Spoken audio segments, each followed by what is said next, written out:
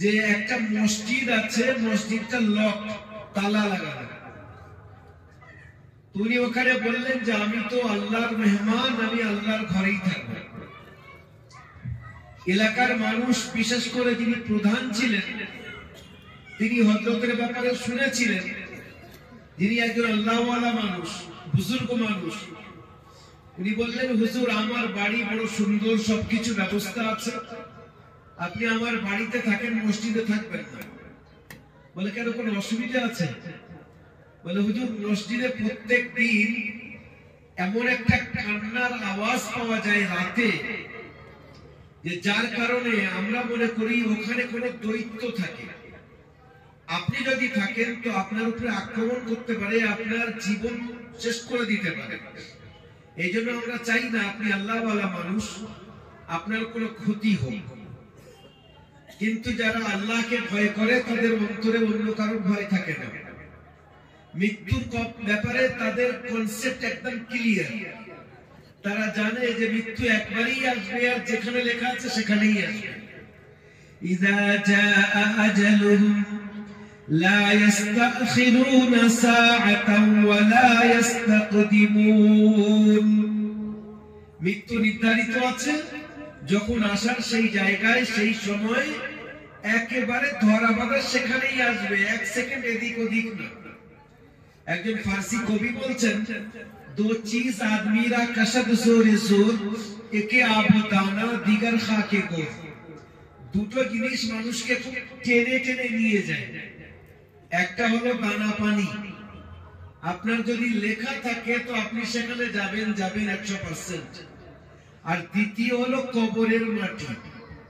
বুখারী শরীফের হাদিস হলো যে যখন বাচ্চা 4 মাস বয়স হয় মায়ের পেটে, তার আত্মা যখন পড়ে, কোন রিওয়ায়েতে এসেছে আত্মা পড়ার আগে, কোন রিওয়ায়েতে এসেছে তার সঙ্গে, কয়েকটা জিনিস তার সঙ্গে ফেরেশতা ঠিক করে। ফেরেশতা এসে প্রথম বলে, ইয়া আল্লাহ হাযিহি মুযগা, ইয়া আল্লাহ এটা এখন একটা মাংস বা একটা গোশতের টুকরো। তখন তার শরীর তৈরি হয়নি।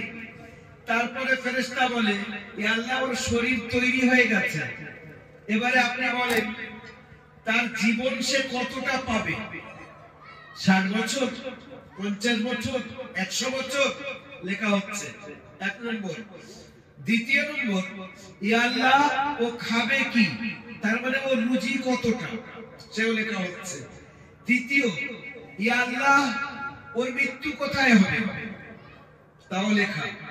চতুর্থ নম্বর, ও কাজ কি করবে, ভালো না মন্দ, অর্থাৎ সে ভবিষ্যতে যেটা করবে সেটাও আল্লাহ জানেন, সেটাও লিখে দিচ্ছেন।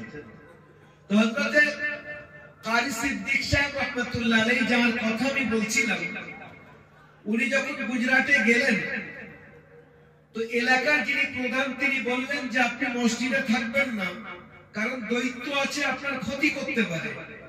কিন্তু আল্লাহ ওয়ালারা তো আল্লাহর উপরে পরিপূর্ণ ভরসা রাখেন।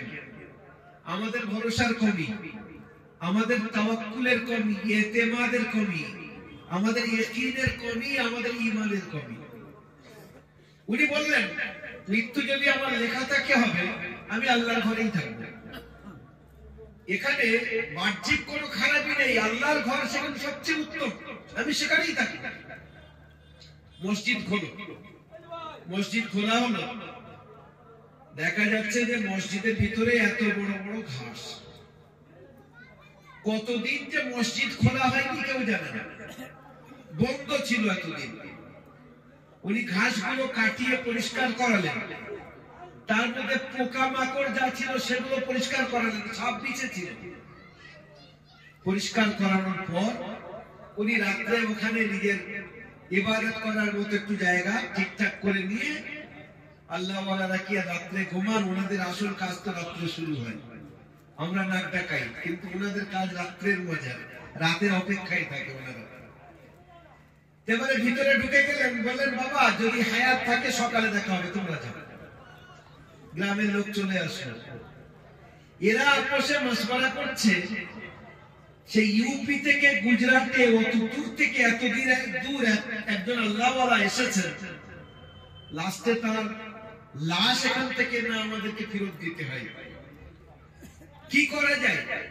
আপোষে মশওয়ারা করা হয়, তো ওনার লাশ কি বাড়ি পাঠানো হবে না এখানে রাখা হবে? এটা একেবারে 100% যে উনি মারা পড়বেন, কারণ যে ভয়ঙ্কর আওয়াজ আমরা জানি, ওটা আমরা খুব ভালোভাবে জানি যে কাউকে ছাড়বে না। একজন ব্যক্তি বলল, আচ্ছা অপেক্ষা করা যাক না, সকালে যেটা হয় দেখা যাবে। সকাল হলো যথারীতি, এরা একটু তাড়াতাড়ি আজকে উঠল, মসজিদের দিকে এগিয়ে গেল, গিয়ে দেখছেন আল্লাহর ওই বান্দা মুরাকাবায় বসে আছে, মাথা নিচু করে আল্লাহর ধ্যানে বসে আছে। এদের জন্য বড় আশ্চর্য লাগলো। উনি মুরাকাবা থেকে ফারেক হয়ে বাইরে এসে বলছেন, কি বাবা তোমরা সব ঠিক আছো? বলে, হুজুর আমাদের কথা বাদ দেন, আপনি কেমন আছেন বলেন। বলে, আল্লাহ ভালো রেখেছেন, দেখছো তো কোনো অসুবিধা নেই, আপনার কিছু হয়নি, কি হবে? তখন উনি বলছেন, আজকে রাত্রে কি তোমরা কান্নার আওয়াজ শুনেছিলে? বলছে, জি না। আসলে ব্যাপারটা শোনো, তোমাদের যখন খিদে লাগে তোমরা কি করো? বলছে, বড়রা রাগারাগি করি, বাচ্চারা কাঁদে, বাড়িতে ভাত সময় মতো না হলে, তরকারি না হলে, বাড়ির কর্তা বয়স্ক যারা তারা রাগারাগি করে, এখনো কেন ভাত হয়নি? আর বাচ্চারা কান্না শুরু করে দেবে। ঠিক মসজিদ এর খিদে লেগেছে। এতদিন আল্লাহর ঘরটা বন্ধ ছিল, খিদে লেগেছে, ও কাঁদছিল, আমাকে খেতে দাও। তোমরা এতদিন তাকে খেতে দাওনি। আজ আল্লাহর দরবারে আমরা কান্নাকাটি করেছি, থেকেছি, নামাজ পড়েছি, ও ক্ষুধা একটু নিবারণ হয়েছে। ও চায় প্রত্যেকদিন 5 বার খেতে। যেমন তুমি ব্রেকফাস্ট, লাঞ্চ, ডিনার, মধ্যিখানে আবার টি টাইম, এটা ওটা, ঠিক মসজিদও চায় আমার 5 বার খেতে দাও। আর তোমরা তো দীর্ঘদিন ধরে ওকে খেতে দাওনি, তাই ওর খিদে লেগেছিল। তার মতলব হলো, বলার উদ্দেশ্য, এটা তো আমি একটা ঠিক এক্সাম্পল দেওয়ার জন্য আমি বললাম, it was just an example for you. কারণ এই জায়গাটা খালি, এই দিকে খেয়াল করে বলেছি যে এতগুলো চেয়ার আছে, যে মানে গুলোই আপনাদের সামনে, যদি সেটা না পুরো হয় তো জলসার সৌন্দর্য বৃদ্ধি হবে না।